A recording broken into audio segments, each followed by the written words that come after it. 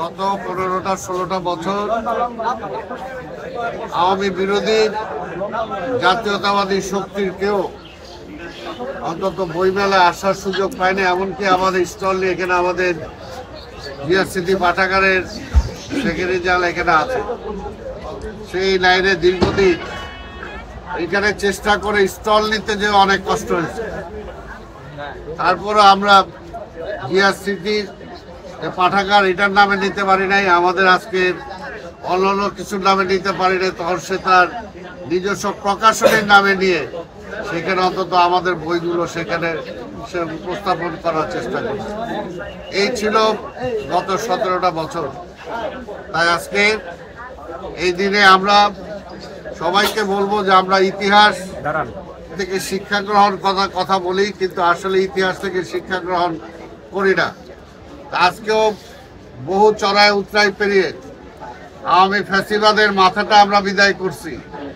এখন পর্যন্ত ফ্যাসিবাদের মূল অংশটা রয়ে গেছে।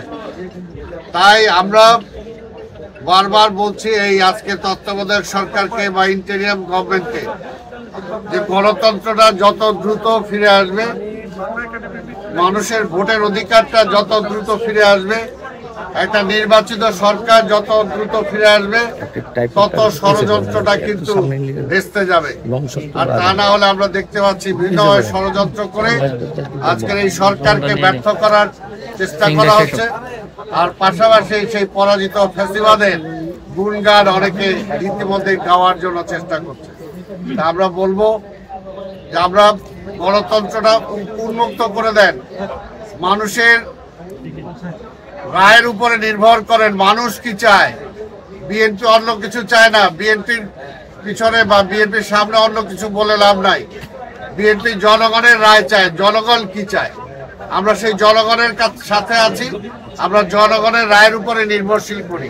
তো সেই কারণেই আজকের এই শুধু সংক্ষেপে এটাই বলবো যে আজকে যে পরিবেশটা ফিরে আসছে, আজকে যে উন্মুক্ত একটা বাতাস বইতেছে, এই বাতাসে যাতে আবার কোনো ব্যারিকেড না আসে, সেটার জন্যই আজকে এই সরকারকেও বলবো এবং আজকে চলমান আন্দোলনে যারা অংশগ্রহণ করছিলেন তাদেরকে বলবো, আজকে যে সমস্ত লেখক দীর্ঘদিন মন খুলে লিখতে পারে নাই, আজকের এইখানে আসতে পারে না, আমরা আসতে পারি নাই, কাজে সেই পরিবেশটা যাতে নষ্ট না হয় আমরা এটাই চাই।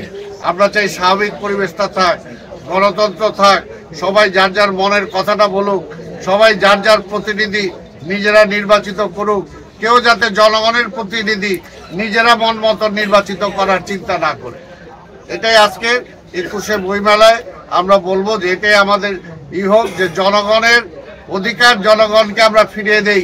এই 21শে যাতে এটাই আমাদের মূল চেতনা হয়। যে কারণে 52 সে ভাষা আন্দোলন হয়েছিল একই চেতনা নিয়ে, যে জনগণের মুখের ভাষা কেড়ে দিতে চেয়েছিল, এরপরে জনগণের অধিকার কেড়ে দিতে চেয়েছিল। গত 15টা বছর আজকে ফ্যাসিবাদ জনগণের মুখের ভাষা কেড়ে নিছে, জনগণ অধিকার কেড়ে নিছে। জনগণের যে মালিকানা, রাষ্ট্রের মালিকানা, এটাই ছিল না। এই মালিকানা তারা বিদেশের কাছে বিক্রি করে দিছিল। তো সেই কারণে সেই জনগণের মালিকানা যে জনগণ ফিরে পাইছে, এটাকে প্রমাণ করার জন্য আমরা ইন্টেরিয়াম গভর্নমেন্ট আনছি। আমরা বিশ্বাস করি বর্তমান সরকার প্রধান ইউনূস সাহেব নিরপেক্ষ থাকবেন। তার যে উপদেষ্টা পরিষদ সেটাকে নিরপেক্ষ রেখে তারা নির্বাচন দিবেন। এবং আমি ধন্যবাদ জানাই আমাদের বিএনপির সিনিয়র যুগ্ম মহাসচিব, আন্দোলন সংগ্রামের নেতা, যিনি আমাদের এই জিয়া স্মৃতি পাঠাগারের সাথে একদম জন্ম থেকে আমাদের সাথে জড়িত। আজকেও যখন বলছি যে ভাই এটা আসতে হবে, এটা একটু চিফ গেস্ট হিসাবে উদ্বোধন করতে হবে, উনি সাথে সাথে রাজি হয়ে গেছেন। এর জন্য আমি আমাদের জিয়া স্মৃতি পাঠাগারের সকল কর্মকর্তা, আমি এখানে সবার নামও বলতে পারলাম না, সবার পক্ষ থেকে আমি প্রধান অতিথিকে ধন্যবাদ জানাই।